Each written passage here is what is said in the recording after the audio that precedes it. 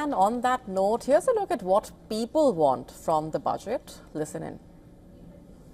As a mental health thought leader, I would love to see greater budget and emphasis given for mental health to be included in the mainstream, because we all are struggling with mental health issues. But until unless there is a higher budget given to the health ministry, which is specifically for mental health, to be spread at the grassroots level, the change will not come. So this is my expectation. What are your expectations from the budget as a citizen and a business owner?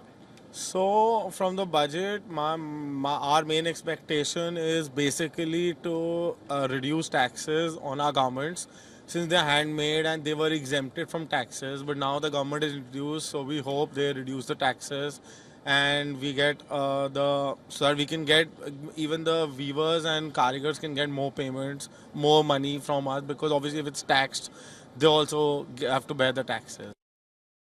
See, I belong to a middle class family, so definitely I will speak for middle class. Middle class always pays like I was the salaried person, so I was in 30% tax bracket. So I would definitely like that the tax burden on salary class should be reduced, because salary class cannot say because he doesn't have any money other than the salary, and straight away he has to pay 30% tax. And after paying 30% tax, he has very few money to spend.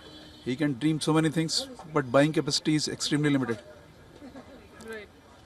So I would request the Honorable FM to consider reducing the tax burden on the middle class, particularly the income tax burden. To stay up to speed with the latest news, download the WION app and subscribe to our YouTube channel.